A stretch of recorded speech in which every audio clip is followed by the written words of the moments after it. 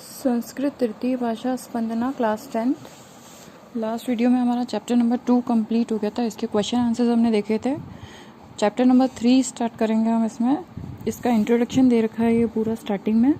अस्माकम चिंतने chapter start कर रहे हैं। इंट्रोडक्शन देखिए आप।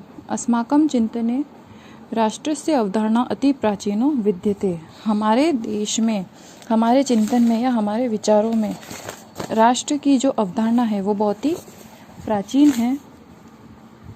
वेदेष्व अपि अर्थात वेदों में भी आराष्ट्रे राजन्य अर्थात राष्ट्र में क्षत्रिय, यजुर्वेद में कहा गया है ऐसा, क्षत्रिय वयम राष्ट्रे जागृयामः अर्थात हम राष्ट्र में जागृत रहें। अहम राष्ट्री संगमनी वसु नाम, ये ऋग्वेद में कहा गया है कि मैं वाग देवी अर्थात वाणी की देवी कौन है, सरस्वती, और धन प्रदात्री अर्थात धन प्रदात्री कौन सी देवी, लक्ष्मी। तो मैं क्या हूँ, वाणी की देवी और लक्ष्मी, धन देने वाली लक्ष्मी देवी हूँ। इत्यादिषु बहुषु मंत्रेषु राष्ट्र शब्द से प्रयोगम एतद स्पष्टम अस्ति। इसी तरह से इत्यादि बहुत से मंत्रों में राष्ट्र शब्द के प्रयोग को स्पष्ट किया गया है। अस्मदीय राष्ट्र संबंधी अवधारणा अर्वाचीना, हमारी राष्ट्र से संबंधित जो अवधारणा है वो बहुत ही प्राचीन है।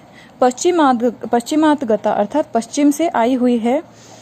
इति ये मन्यते तु वस्तुतः ब्रास्तासंति अर्थात ऐसी अवधारणा है, लोग ऐसा मानते हैं कि ये वास्तव में भ्रांत है। भ्रांत मतलब कोई शक है या फिर कंफर्म नहीं है, ऐसा भ्रांत उसे बोलते हैं भ्रांत।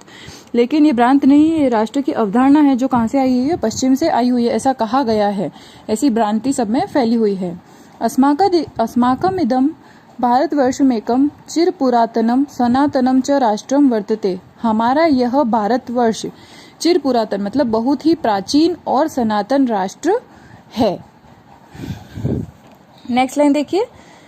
किंतुत्र ऋषिभिः मुनिभिः कविभिः तत्वचिन्तकैश्च केवलं भौतिकं भौगोलिकं राजनैतिकं च घटकमेव राष्ट्रमिति नेवं मतम्।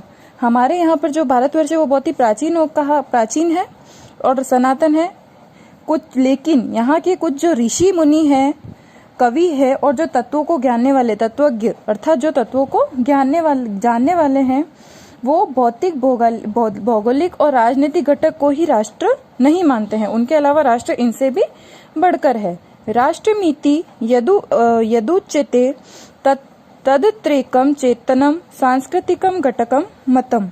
राष्ट्र जो कहलाता है, राष्ट्र क्या कहलाता है कि जहां पर एक क्या हो, एक चेतन सांस्कृतिक घटक माना गया है राष्ट्र को। मतलब चेतन का अर्थ होता है जो जीवित होता है, मतलब राष्ट्र को क्या माना गया है, एक चेतन अर्थात जिसके लिए हम कहते हैं लिविंग थिंग माना गया है। तदरेकम सांस्कृतिक घटम, यह घटकम अर्थात ये हमारे देश का क्या है, सांस्कृतिक घटक है।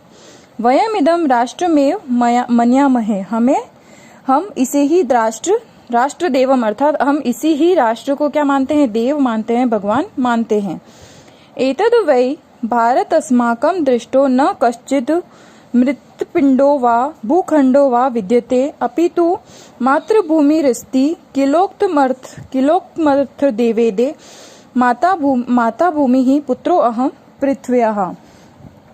जो हमारा भारत देश है उसके बारे में कहा गया है कि यह भारत हमारी दृष्टि में, हमारी नजर में सिर्फ कोई मिट्टी का पिंड, मृत पिंडो अर्थात मिट्टी का पिंड नहीं है, या फिर कोई भूखंड या मिट्टी मतलब किसी भी भूमि का कोई भाग नहीं है, लेकिन यह क्या है, हमारी मातृभूमि है। जैसा कि अथर्ववेद में कहा गया है, ऋग्वेदों में भी कहा गया है और अथर्ववेद में भी कहा गया है कि पृथ्वी माता भूमि ही पुत्रो अहम पृथ्व्या, की पृथ्वी जो है वो मेरी माता है और मैं भूमि मेरी माता है और मैं पृथ्वी का पुत्र हूँ। ऋग्वेदोम अपि कथितम अस्ति, ऋग्वेद में भी कहा गया है कि पृथ्वी माता धर्मो द्योर्मे पिता अर्थात पृथ्वी जो है मेरी माता है और द्युलोक अर्थात धरती लोक जो है वो मेरा क्या है, पिता है। मातृभूमि ही पितृभूमि ही पुण्यभूमि ही धर्मभूमि ही कर्मभूमि ही देवभूमि हिश्च। मातृभूमि, पितृभूमि, पुण्यभूमि, धर्मभूमि, कर्मभूमि और देवभूमि। इत्यवे विविधे स्वरूपों अस्ति। जो हमारी भूमि है वो इन रूपों वाली है। इयम अस्माकं भारत माता, यही हमारी भारत माता है। राष्ट्र संबंधिनः, राष्ट्रीयता संबंधिनः, राष्ट्र गौरव संबंधिनः, राष्ट्र भक्ति संबंधिनः केचन श्लोकाः अस्मिन् पाठे संकलितः। राष्ट्र से संबंधित, राष्ट्रीयता से संबंधित और राष्ट्र गौरव से संबंधित और राष्ट्र भक्ति से संबंधित कुछ श्लोक आपको इस पाठ में दिए गए हैं। चैप्टर का इंट्रोडक्शन पढ़ा था। हम चैप्टर आगे सिर्फ एक ही श्लोक में अभी बता रही हूँ। नेक्स्ट वीडियो में हम इसका आगे के श्लोक पढ़ेंगे सिर्फ एक